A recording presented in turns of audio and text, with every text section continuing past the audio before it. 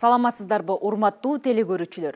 Биз сиздерге Жогорку Кеңештин коомчулук жана жалпыга маалымдоо каражаттары менен иштөө бөлүмү тарабынан даярдалган мыйзам жана турмуш программабыздын биринчи чыгарылышын сунуштаганы турабыз. Төмөндө кандай маселелерге басым жасалды, алгач көңүлүңүздөрдү бурабыз. Жума ичинде канча мыйзам долбоору талкууга алынды жана Жогорку Кеңеш тарабынан кайсы мыйзам долбоорлору кабыл алынды? Мыйзам долбоорун доошко коем. Доош бериңиздер. Макул 67, каршы жок, бар 67 катталды. 67. Парламентте талкууланган өрт коопсуздугу жөнүндөгү мыйзам долбоору боюнча эл өкүлдөрүнүн пикирлери кандай? Биз өрт коопсуздукту күчөтүш керекпиз. Эл депутаты ким деген рубрикабыздын ар бир чыгарылышында биз Жогорку Кеңештин депутаттарын тааныштырып турмай болдук. Мен жеткенге бардыгы жетсе деген менде мындайдыр. Аябай жүрөгүм түйгүндө бир оюм бар да. Парламентарийлер бул апта ичинде өрт коопсуздугу тууралуу мыйзам долбоорунун концепциясын караштым. Мыйзам долбоорунун демилгечиси министрлер кабинетинин төрагасы. Бул мыйзам долбооруна депутаттар кандай сунуш пикирлерди берди? Кийинки сурамжылоого көңүлүңүздөрдү бурабыз. Өрт көзөмөлү боюнча кызматы болуп, кайрадан уюштурганына байланыштуу бул эки органдын милдеттери бириктирүү боюнча мыйзамга өзгөртүү, толуктоолор киргизилди. Бул мыйзам долбоору туура эле, себеби бизде эки мыйзам өрт жөнүндө бар, аларды бириктириш керек. Азыр бириккенге ушундай мыйзам долбоорду алып келишти. Бирок ошол эле кезде бир топ толуктоолор керек болот. Бул мыйзамга себеби бул жерде 30 берене болсо, жокко чыгарылган мыйзамдар алар 140 беренеден турушат да. Ошондуктан биз өрт коопсуздукту күчөтүш керекпиз. Бұл бүгінгі өрт коопсуздугу деген мыйзам долбоору негизинен эски мыйзамды шайкеш келтирүү, жаңы конституцияга кабыл байланыштуу. Анан да орчунда өзгөрүү жок экен. Бул азыркы президент башкарууга байланыштуу. Кээ бирки аткаруу бийликтердин аттары өзгөрүп кетти. Ошо булар ылайыктап келишти. Андан сырткары биз мына мыйзамды талкуулаганда өзүбүздүн сунуш айттык. Себеби көптөгөн өрттөр өрт күйгөн деген барып атат. Эч кандай өрт коопсуздугун сактоо, алдын алуу биздин күпүбүздө толгон жок. Ушуну сурай берсек, бизде бюджет жетпейт, акча жок дейт, каражат жок дейт. Каражат жок болсо эмне болуп атат булар? Айтпай булар. Бизде каражат жок. Каражат болсо биз ушул алдын ала иштерди алып барсак болот эле. Бул мыйзамды сөз колдош керек, себеби биздин кырсыктар аябай көп болуп атат. Эми кырсык айттырбай келет экен. Алдын ала иштер боюнча көп сунуштарды бердик. Кээ бир региондордо мына өзүңүзгө белгилүү болгондой бир жумада 2 жолу сел агып атат. Мен өзүм да кечээ жакында Кадамжай районуна, Баткен областына барып сел аккан жайларды көрүп келдим да. Бул сөзсүз бизге керектүү мыйзам экен да. Ошон үчүн биз колдошубуз керек. Негизи булар өздөрүнүн эксперт топтор болот. Ошо эксперт топторунда ошо куруучулар жана ошондой эле куруу тармагын түшүнгөн адистерди кошуш керек деп эсептейм. Анткени өзүңөр билесиңер, кээ бир шаарда көптөгөн ошол үйлөрдө, домдордо өрт чыгуу болуп атат. Ошол нормалар кээ бир жерде сакталса, кээ бир жерде сакталбай калып жатат. Ошондуктан ошол куруучулар жакшы түшүнгөн, курулуш тармагын түшүнгөн адамдарды кошсо жакшы болмок да. Эксперт тобуна. Ошондо маселе чечилмек. Кош кылат атасыздар, э? Ошону мен ошондой сунуш берем, себеби кош керек. Анткени алар билет, нормада канча сакталыш керек, эмне болуш керек, кандай болуш керек. Ошондо буларга да жакшы болот, биздин негизги элибизге жакшы болот да, өрт жагынан. Мен бул мыйзам долбоорун өзүм окуп чыккандан кийин бул мыйзам долбоорун толугу менен колдойм. Анткени чындап келе карап көрсөңүздөр, ошол боюнча да мен өзүм азыр кагаз түрүндө сунуштар бере турган болдум. Мына Бишкек шаарын курчап турган тест атымдык жана фастфудка окшогон тез тамактануучу жайлардын бардыгы акыркы убактарда өрт коопсуз ошол пожарлар өрттөр чыгып, адам өмүрлөрү коштолгон убакытта учурлар болуп атат. Бирок булардын аларды барып текшерген эч кандай полномочиялар жок экен. Экинчиден ошол эле Бишкек шаарын курчап турган айта турган болсок, чоң базарларда өрт коопсуздугу мындайча айтканда сакталган эмес. Эч кандай машиналар менен кире албайт экен.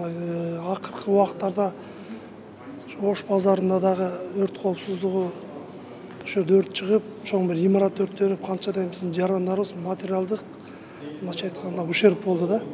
Ошолорду дагы мен суроолорду берсем айтат, ошол көп учурларда биз жанагындай жеке менчиктери ошолорду ушу мыйзамды тоскоолдугуна байланыштуу текшере албай жатабыз дейт. Ошон үчүн мен бул мыйзамды толугу менен колдойм. Бул эми болгону биринчи окууга кирип атат. Азыр бүгүнкү күндө эгер концепциясын кабыл ала турган болсок, экинчи окууга дагы кеңири толуктоолорду беребиз, өз сунуштарыбызды. Ал эми бүгүн азыр 12 түрүндө чындыгында бул өзгөртүүлөр кириш керек. Себеби бул биздин жалпы мамлекетибиздин эң кооптуу кызматы деп билем. Азыркы менин жеке оюмда ушул эле жаңы салынып аткан үйлөр, уруксат кагаздарын ушул өрт коопсуздугу нормаларды сакташ керек. Ошон үчүн буга тыкыр кылдаттык менен мамиле кылып, кийинки окууга дагы жакшы жазма түрүндө сунуштарды беребиз. Менин жүрөгүм өйгөн бул ботанический сад. Азыр дагы жай келатат. Ирригация системасы бизде жок. Анан кийин атайын кээ пожар кылып атышат, ал жерлерди көрүп атасыздар. Жердин бонитетин бузуп коюш үчүн ошол боюнча азыр мен планыңарды алып келгиле дейин деп атам. Ботанический садты быйыл силер кандай кылып өрт коопсуздугун бизге неме кылып бересиз, камсыздап бересиңер деп. Кийинки кезек жогорку кеңеште кабыл алынган мыйзам долбоорлорунун хронологиясына берилмекчи. Бул апта ичинде жогорку кеңештин жыйынында каралган мыйзам долбоорлоруна добуш берилип, жыйынтыгында бир катар мыйзам долбоорлору кабыл алынды. Биринчи окууда кабыл алынган мыйзам долбоорлору: өрт коопсуздугу жөнүндө мыйзамдын долбоору, Демилгечи министрлер кабинетинин төрагасы. Мыйзам долбоорун добушка коем. Добуш бериңиздер. Макул 67, каршы жок, бар 67 катталды. 67 мыйзам долбоору кабыл алынды. Кылмыш жаза кодексине мунапыс берүү негиздери жана аны колдонуу тартиби жөнүндө мыйзамга өзгөртүүлөрдү киргизүү жөнүндө мыйзамдын долбоору. Демилгечилер депутаттар: Маматалиев, Мажитова, Лурова, Изатбек кызы Талиева, Нарматова, Ашимова, Темирбаева. Мыйзам долбоорун добушка коем. Добуш бериңиздер. Макул 70, каршы жок, бары 70, катталды 70. Экинчи окууда кабыл алынган мыйзам долбоорлору: жер казнасы жөнүндө жер казнасын пайдаланууда продукцияны бөлүштүрүү жөнүндө макулдашуулар тууралуу мыйзамдарга өзгөртүүлөрдү киргизүү жөнүндө мыйзамдын долбоорлору. Демилгечилер депутаттар Маматалиев, Ормонов, Шакиев, Кадырбеков, Акаев, Талиева, Түмөнбаев, Сулайманов, Турсунбаев, Токторбаев. Мыйзам долбоорун добушка коем. Добуш бериңиздер. Макул 66, каршы 4, бары 70, катталды 70. Мыйзам долбоору кабыл алынды. Үчүнчү окууда кабыл алынган мыйзам долбоорлору: кылмыш жаза кодексине, укук бузуулар жөнүндө кодексине өзгөртүүлөрдү киргизүү жөнүндө мыйзамдын долбоору. Демилгечиси министрлер кабинетинин төрагасы. Мыйзам долбоорун үчүнчү окууда добушка коем. Добуш бериңиздер. Макул 70, каршы жок, бары 70, катталды 70. Мыйзам долбоору үчүнчү окууда кабыл алынды. Берүүбүздүн алгачкы коногу жогорку кеңештин аксакал депутаты Шарапаткан Мажитова болмокчу.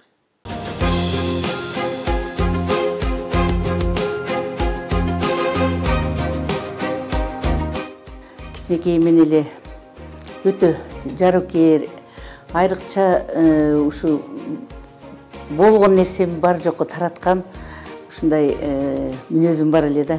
Ону чоң энем дайыма айтчу эле: ушул мүнөзүң дайыма сакталып калса жакшы болот эле деп. Эми мен ойлойм, бул мүнөзүм ушул күнгө чейин деле сакталып калды деп ойлойм. Себеби мен дайыма ушу менде болгон бардыгында болсо, мен жеткенге бардыгы жетсе деген менде мындай бир аябай жүрөгүм түйгүндө бир оюм бар да. Эми бизди ушу кичинекейибизден эмгекке тарбиялаган мен ата-энем болгон. Чындыгында апам өтө мээнеткеч. Бир күндө 3 эле саат, 4 эле саат уктаганын билет элем мен. Калган убакта ушу качан көрсөң ушу тириликтин иштин үстүндө болот эле. Бирок апам кылганын биз ошол жаш болсок дагы апам кылган иштерин кылалчу эмеспиз да. Бирок энеден тарбияны көп алат экенсиң.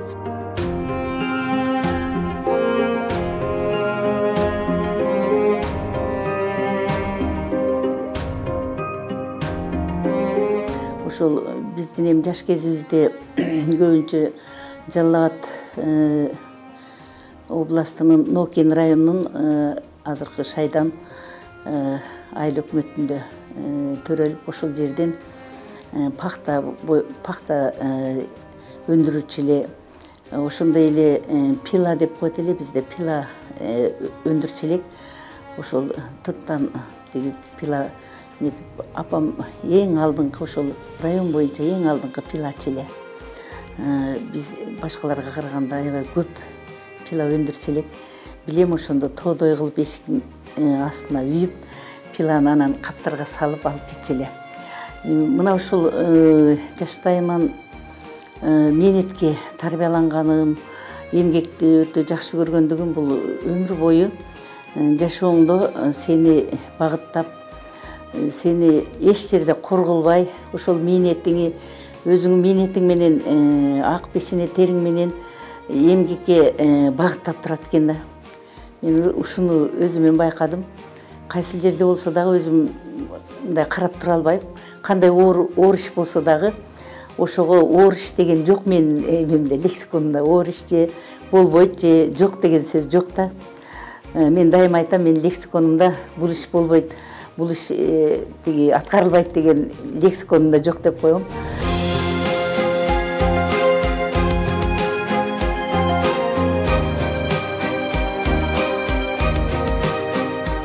Атам өктөм сүйлөчү эле, анан тайманбайт эле. Анан дайыма атам келе жатканда биздин үйдө мындай бир аябай бир тынчтык болуп, анан атамды аябай 4 катар тиги көрпөчө салып, сыйлап, атама 3-4 түрлүү оокат кылып коюп, анан ошентип эметет элек да, сыйлайт элек. Себеби атам өтө мындай тайманбаган, өктөм сүйлөгөн, анан мындай жоопкерчиликти өтө жогору койгон адам эле. Анан мени ошо атам мээнеткечтигимен акем ооруп калды 9-класста бир бөйрөгүн алдырып. Менден чоң эле акем менен чоң эжем турмушка чыгып кеткенден кийин мен үйдүн эң күч бере турган эмеси катарында мен калгам да. Эми кыз болгонума карабастан атам дайыма эртең менен эрте тургузуп, жанына отургузуп, анан ишке үйдүн ишин 9га чейин аткарат элек, 6да туруп, сабакка барганга чейин, мектепке барганга чейин, ушу 5-класстан баштап эле ушундай тарбиялады да. Барганга чейин үйдүн ишин бүткөрүп коюп, анан кетет элек. Эми үйдүн иши дегенде эмне? Бизде чөп аябай огородубуз өтө кенен эле дагы. Анан чөп чабат элек, аны чөмөлөктөйт элек, анан кийин мал багат элек да, анан ошону жыят элек. Ошонун баардыгы атам экөөбүздүн ишибиз эле да. Анан мен эч жок дегенди билбейт элем. Атам бүгүн чөптү тиги жыялык дейт эле, анан келип чөптөн мен тиги үстүндө турат элем, атам алып берет эле. Мен үстүнөн жыйып, анан бийик болгонго чейин жыят элем кадимкидей. Ошентип эмгекке тарбиялаган. Анан ошо тайманбастыкка, бетке айткандыкка, анан ошондой эле эмгекчил адам өзү ошондой болуп тарбияланып калат да. Өзүң себеп коркпойсуң да эч нерседен.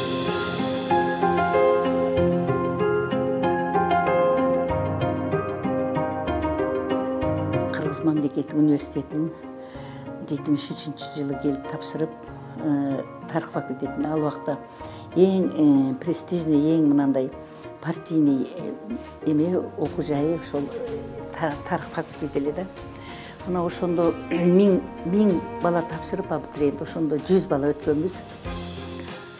Ошол тарбиянын, билимдин күчтүүлүгү менен эч кандай тааныш билиши жок. Мына айылдан алыскы, мына айылдан келип ошол окууга таза мээнет менен өткөн, мен билем. Ошондо ар бир сабакка даярданып, күндө окуп атып өткөнбүз. Ал убакта окуулардагы мындай адилеттүүрөөк карачу эле, экзамендер дагы адилеттүү болчу эле. Чын-чынына келгенде адам чындап ниет кылып, чындап аракет кылып, кандай гана оор иш болбосун, кандай гана бийик максат болбосун, сөзсүз жетерине мен ишенем да. Себеби аны мен өз башыман өткөрдүм.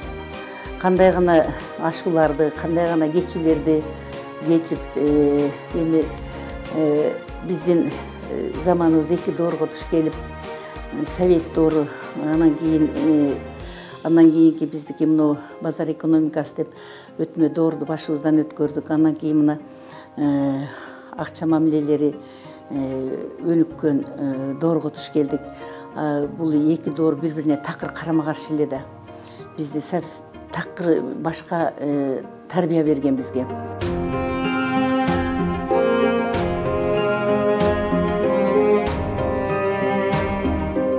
Мен өзү тарыхчы мугалим катарында өзүм кесибим аябай сүйөт элем. Анан 14 жыл ушу жолдошум Найлы Аксыга турмушка чыгып, ошол жакта жолдошум зоотехник болуп иштедим, мен мектепте мугалим болуп иштедим. Мына ошентип 5 баланы тарбияладык, 3 уул, 2 кыз. Анан ошол мектепке барып 14 жыл иштегенден кийин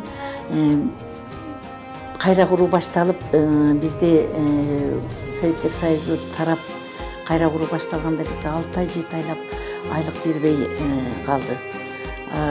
Ошол кезде казынадан акча алып иштегендер айлык менен отурчу электер. Эми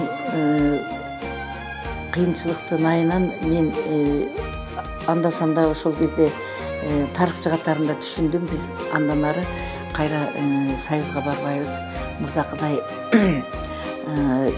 айлыкка карап отурган, өтө оорчулукка апара тургандыгын билип, биринчилерден болуп мектептен мен ошо товар алып келип Кытайдан биринчи Польшага бардык. Себеби эме болду да, мектеп окуучуларынан формалары жок болуп калды. Форма ал убакта форма катуу, мектепте катуу кабыланчу эле.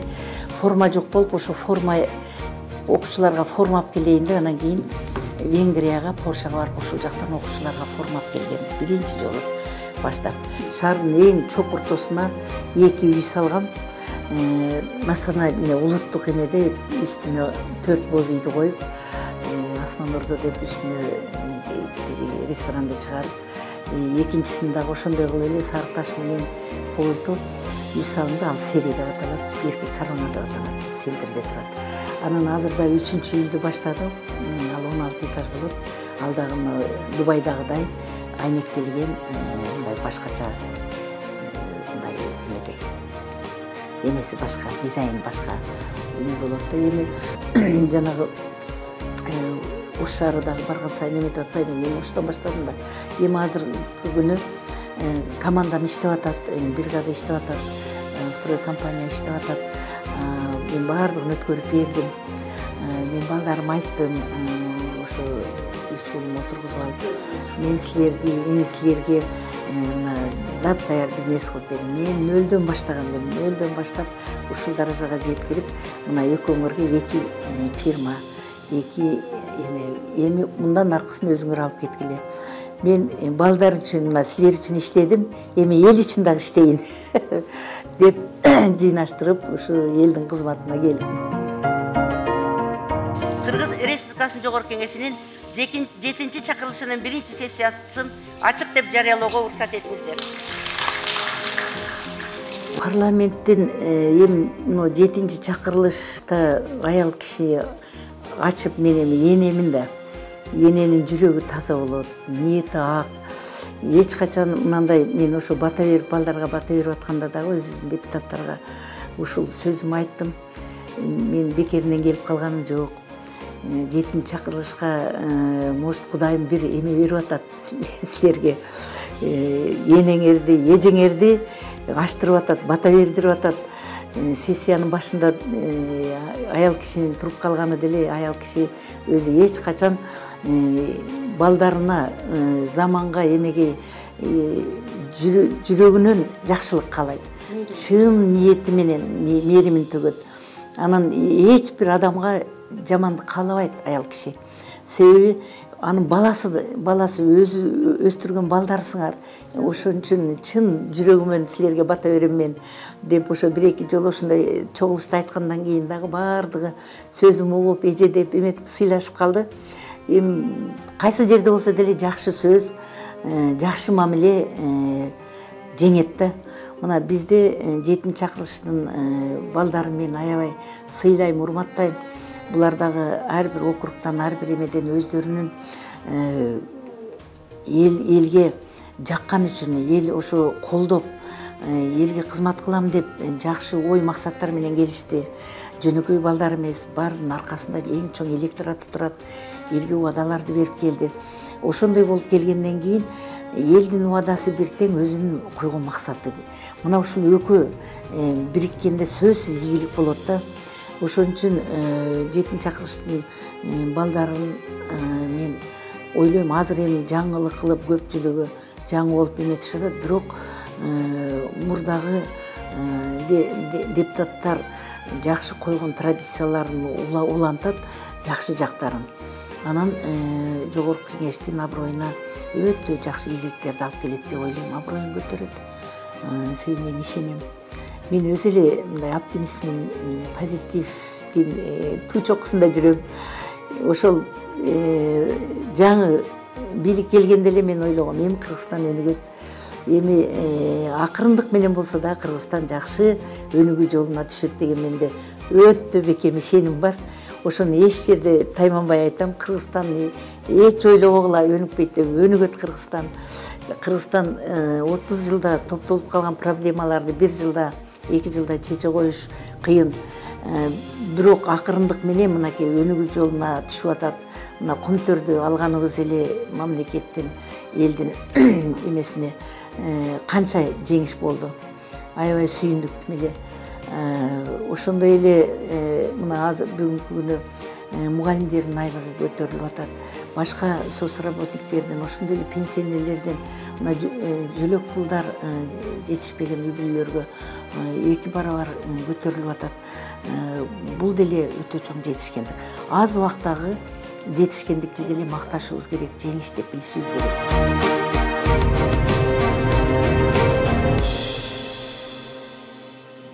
Белгилей кетсек, биздин программанын максаты 7 чакырылыштын депутаттарынын ишмердүүлүгүн коомго таанытууну көздөйт.